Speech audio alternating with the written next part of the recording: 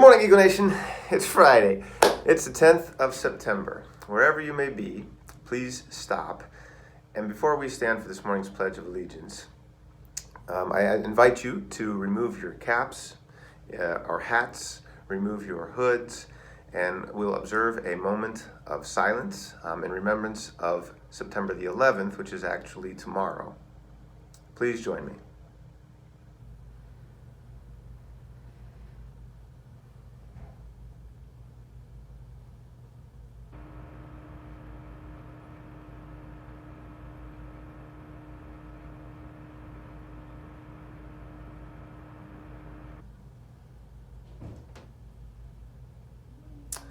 All right, thank you for that. It's a weird segue and transition after Barney is a Dinosaur song, I admit. However, taking a moment to stop and reflect is important. And September 11th of 2001 was something that did change the world forever. It changed our country forever.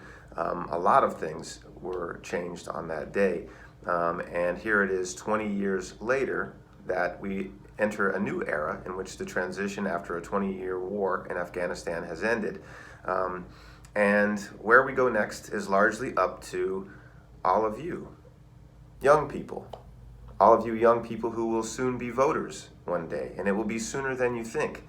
And so I invite you to be engaged in the civic process. I invite you to be aware and mindful about what's happening in the world around you. And lastly, I invite you to think globally, but act locally. Focus on what you can control.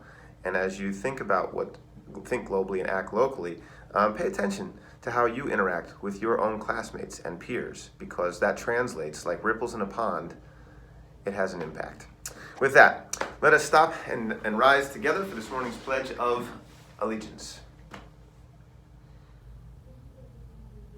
I pledge allegiance to the flag of the United States of America and to the republic for which it stands, one nation, under God, indivisible, with liberty and justice for all. Thank you. You may be seated on this Friday.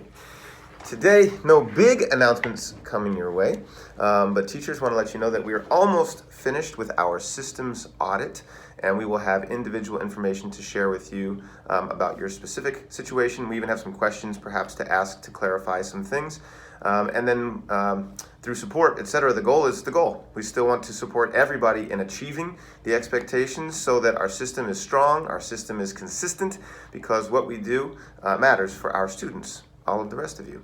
And as we look ahead to the weekend, let's hear our words of wisdom so you can get to the business of teaching and learning.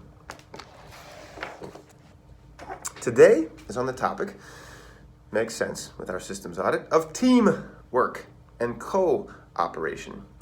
In South Africa, they say this: if we are in one boat, we have to row together.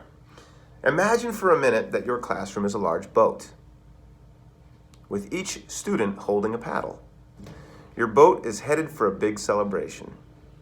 Now imagine how much faster everyone would reach the celebration if everyone were rowing together, working hard and giving it his or her very best. So today, and every day, let's work together, help each other out, and do our best. Why? Because the more we work as a team, the better we all do, and the sooner we reach our destination and have something to celebrate. So, with something to think about,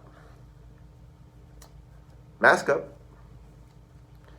keep your distance, and if you haven't yet signed up for pooled testing, considering the fact that we had a positive case of COVID on our campus, I encourage and invite all of you to sign up for pooled testing, which is scheduled, our delayed schedule now, but it's scheduled for Tuesday of next week. And the more of us that participate, the better off all of us will be, and the longer and safer we'll be able to maintain our school and our classrooms open.